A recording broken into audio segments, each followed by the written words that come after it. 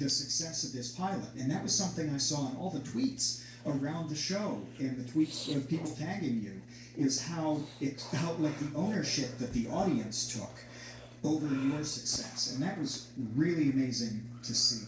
I don't see that very often.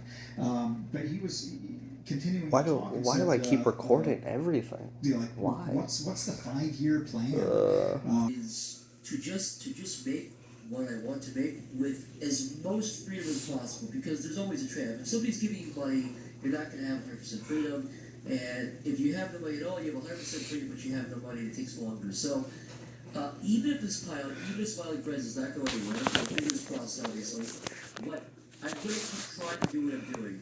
And I think that's the biggest lesson here, especially with TV. It really is not a matter of who's got the best idea, it's who is persistent. And if you can keep kind of your fighting spirit, if you can keep your if you don't get burned out and you can keep your persistence up, I think that's a great concoction. But 5 years from now, my real ideal would be to see not just me, and I mean this really, not just me, but a lot of other really talented YouTube people, Newgrounds people, everywhere, any site you can think of, that are doing shows, and I think this will be what the case is, by the way.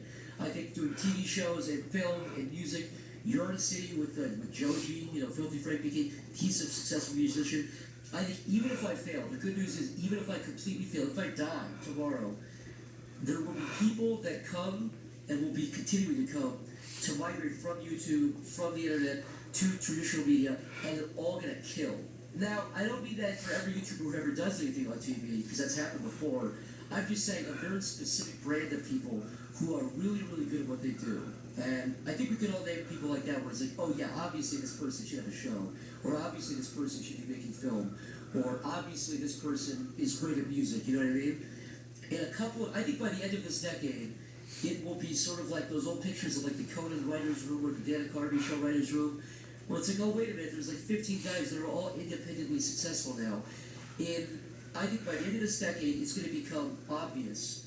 Of course, people from YouTube, this guy, that guy, you look at somebody that's making short films and they can write and direct and they're actors and they're good at ADR and they make film music. Those are going to be the people that by the end of the decade are the ones that are the Hollywood's darlings.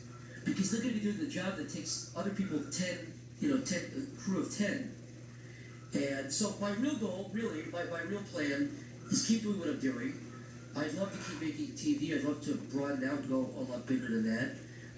Only time will tell. But I will be happy in the same way that you're saying people feel kind of a secondhand accomplishment and a secondhand pride that Smiling Friends became a pilot. I feel like I will feel the exact same secondary pride and secondhand pride if I see the trend continue of people who really deserve TV shows getting on TV, people who really deserve film to be going to film, and that whole thing. When did it? How is that possible? And how do we get more things to happen like this? It's great.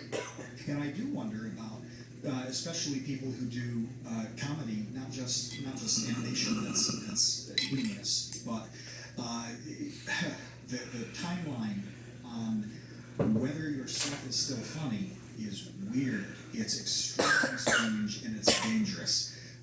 The jokes that work right now may be the thing that gets you kicked off 2 years from now. And that's weird because the content itself hasn't changed, but how we respond to it does. Yeah, it's completely unfair to expect that of anybody. You're going to ask anybody to predict what's going to be rapid deployed in 2 or 3 or 5 years. But we're not even talking about, it's stuff that's not obvious. There's nothing in content cup in that video that you're talking about that is obviously a bit like where somebody can point it out and say that makes total sense. Why is its power, weighty? There's a billion factors you cannot predict that are going to influence that. Yeah, I figured it was the chin jokes. I'm guessing that they figured that it's like making fun of saying Leafy had a weak chin. But in 2016, would sit down and look. Hey, now some people might think that saying talking about Leafy's chin is mean, but it's ultimately not something that's going to get the video, killed. But maybe in 4 or 5 years that will cross a line. There's no way that anybody could do that effectively. It's just not possible. And if you live in fear of it and err on the side of caution, it's got to be chilling, right? Like there must be jokes or things that you haven't made because of the kind of.